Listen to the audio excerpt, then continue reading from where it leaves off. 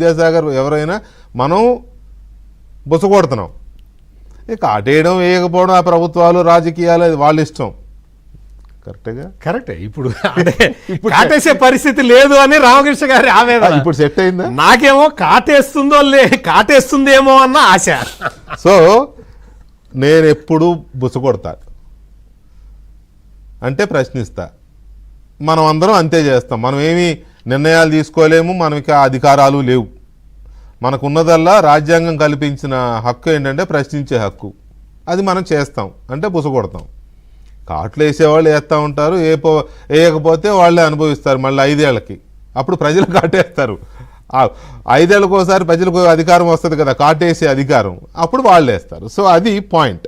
ఇక్కడ సాగర్ గారు ఈ కేసులో కొంతమంది అప్రూవల్స్గా కూడా మారారు కదా, వాసుదేవరెడ్డి కానీ లేకపోతే ఇంకొంతమంది మారారని అఫీషియల్గా చెప్పలేదు, కానీ మనకు వస్తున్న ఇంటర్నల్ సమాచారం ప్రకారం అప్రోచ్గా మారారు, చాలా లీడ్స్ వాళ్లే ఇచ్చారు అని చెప్తున్నారు. విజయసాయిరెడ్డి విచారణకి వెళ్ళినప్పుడల్లా ఒక పేరు చెప్తా ఉన్నాడు. ఆయనే చెప్పాడు బయటకు వచ్చిన, పలానోడి పేరు చెప్పాను, రాజకేశ్ రెడ్డి సూత్రధారి, ఇంత క్లియర్గా చెప్పిన తర్వాత అప్రూవల్స్గా మారిన తర్వాత కూడా ఈ కేసులో ఇంకా వెయిట్ చేయాలంటే మరో వివేకానంద రెడ్డి హత్య కేసు అవుతుంది తప్ప ఇది ఇంకోటి అవ్వదు.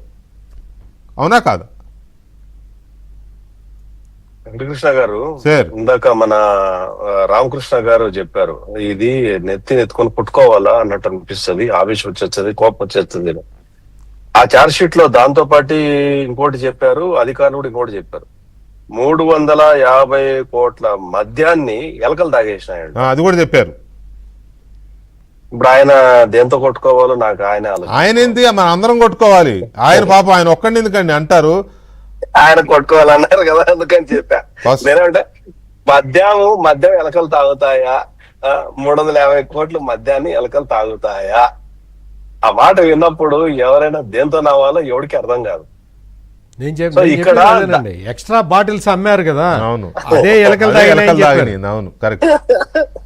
సో అక్కడ ఏంటంటే ఇక్కడ ఒక్క డబ్బే కాదు, మద్యంలో కూడా ఎలకలు తాగినాయనో, పాములు తాగినాయనో, లేకపోతే కప్పలు తాగినాయనో కూడా వీళ్ళు చేసినటువంటి స్కాములు మామూలు స్కాములు కాదు.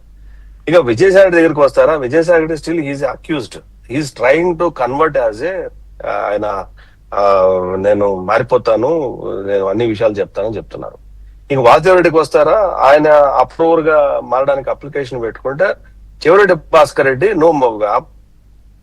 అని చెప్పేసి ఒక అప్లికేషన్ ఇచ్చాడు ఆయన. సో దాని మీద కొద్దిగా ఏదో కాంట్రవర్సీ నడిచింది. దాని తర్వాత వాసుదేవరెడ్డి అరెస్ట్ అయ్యాడు. వాసుదేవరెడ్డిని అరెస్ట్ చేయలేదు, నాకు తెలుసు. వాసుదేవరెడ్డి లొంగిపోయాడు.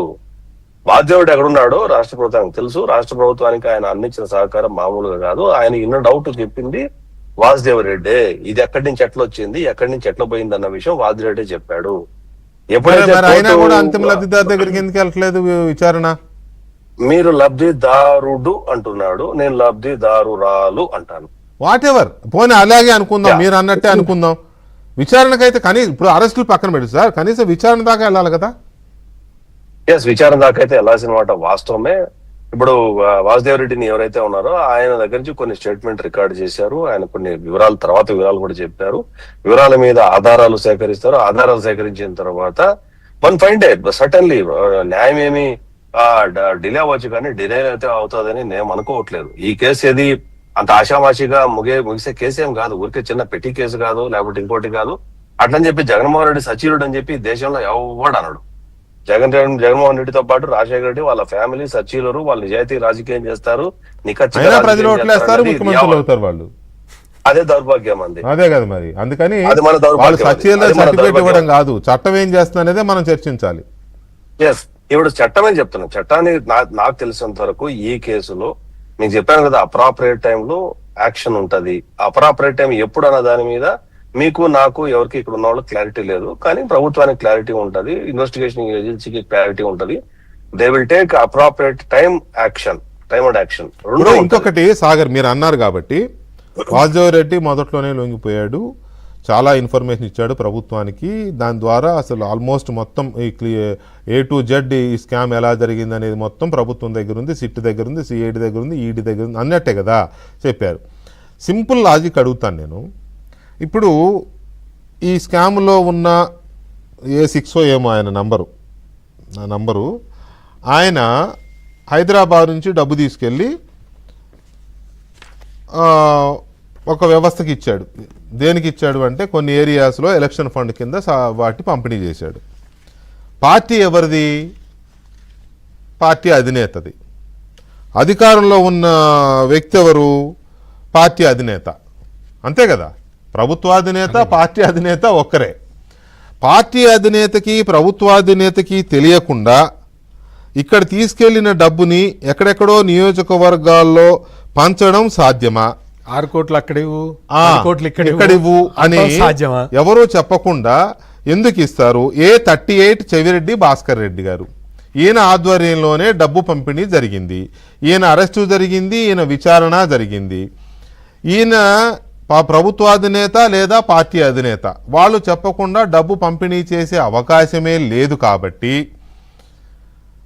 ఆ సింపుల్ లాజిక్ కదా ప్రభుత్వాధినేతలు పార్టీ అధినేతల్ని విచారణ పిలవడానికి. సాగర్ గారు కరెక్టే, మీరు అన్నది కరెక్టే, 100% ఐ టు యాక్సెప్ట్ దట్.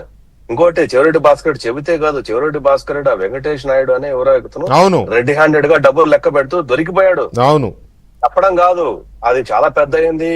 అది ఒక హీరోయిన్ తో ఉన్న ఫోటోలు, చార్టర్డ్ ఫ్లైట్, ఇవన్నీ ప్రపంచానికి తెలిసినట్టువే. వేటిని మీరు చెప్పినవి ఏది డినై చేసే అంశాలు కాదు, డినై చేయాల్సిన అంశాలు కానే కాదు. అయితే ఒకటి ఏంటంటే ప్రభుత్వానికి ఉండాల్సిన ఇన్వెస్టిగేషన్ ఏజెన్సీకి ప్రయారిటీస్ ఉంటాయి. నేను ఆ ఒక్క పాయింట్ లోనే తప్ప మిగతా point లో కరెక్ట్, మీతో ఇది ఎక్కడ ఒప్పుకుంటా, నేను విభజించడం ఒప్పుకుంటా. లేదు. ప్రయారిటీస్ ఉంటాయనేది అంటే నేను ఏకీభవిస్తా. ఆ ప్రయారిటీస్ Priorities ఉంటాయి. పొలిటికల్ నేను ప్రయారిటీసా పబ్లిక్ ప్రయారిటీసా అది వాళ్ళు డిసైడ్ చేసుకుంటారు. నేను మీ చెప్పిన దాంట్లో నేనేం విభేదించాను, విభేదించడానికి అవకాశము లేదు. అంగీకరించాల్సిందే రాష్ట్ర ప్రభుత్వానికి, రాష్ట్ర ప్రజలకి, రాష్ట్ర ప్రభుత్వానికి, రాష్ట్ర ప్రజానీకానికి, చిన్నపిల్లడి దగ్గర నుంచి ముసలిళ్ళ వరకు తెలిసినటువంటి నగ్న సత్యాలు, బట్టలు ఊడదీసినటువంటి సత్యాలు, ఇవన్నీ కూడా ఏ మామూలు సత్యాలు కూడా ఏం కాదు, ప్రతి ఒక్కరికి తెలిసిన అంశాలే. అక్కడ ఇక్కడ ఏంటంటే ప్రయారిటీస్ ఏంటంటే case by case, investigation wise investigation. అందుకోసం మొదటి నుంచి ఒక పదం వాడుకుంటూ వస్తున్నాను నేను, appropriate time and appropriate action అనేది చాలా ఇంపార్టెంట్. ఏదైనా సరే ఏ గవర్నమెంట్ కైనా ఆ ప్రయారిటీస్ ఉండి తీరాల్సిందే, ఉంటాయి కూడా.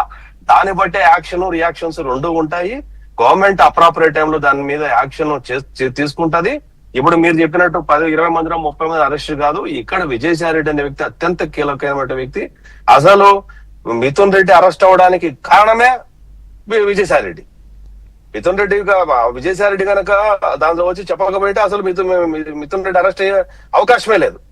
అక్కడ ఇంకోటి, అక్కడ కూడా ఆ అరెస్ట్ లో కూడా గవర్నమెంట్ కు ప్రయారిటీస్ ఉంది. ఆ priority positive priority, negative priority కాదు. ఎవరో ఏదో నిందలేసినంత మాత్రాన అది కాదు. అక్కడ కూడా గవర్నమెంట్ కు, సిట్ ఏజెన్సీకి ప్రయారిటీ బేసిస్ లోనే చేశారు.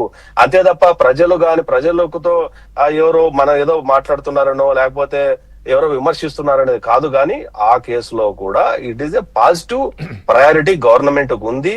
ఆ కేసు అంత ఈజీగా వదిలిపెట్టదు. కొన్ని వందల మంది ప్రాణాలకు సంబంధించిన విషయం, కొన్ని వందల మంది కిడ్నీలకు, లివర్లకు, ఆరోగ్యానికి సంబంధించిన విషయం. అవి నేను చెప్తున్నా కదా, లిటరల్ గా బాటిల్లో వాళ్ళు ఏది అసలు మద్యం, నాకు తెలిసి అది మద్యం కాదు, స్పిరిట్, డైరెక్టర్ స్పిరిట్. అది ఇంకా పెద్ద దారుణమైన ఇది. దాంట్లోకి నెక్స్ట్ వెళదాం. కానీ ఒక్క నిమిషం సాగర్ గారు, సత్యమూర్తి గారు, ఇక్కడ నాకు అర్థం కావట్లేదు. అప్రాప్రియేట్ టైము, ఏజెన్సీలకు ప్రయారిటీసు, వాట్ ఈస్ దిస్? అది ఆయన సాగర్ గారు అన్న దాంట్లో గవర్నమెంట్ చేస్తున్నది అదేనేమో, కానీ అలా ఉంటుందా?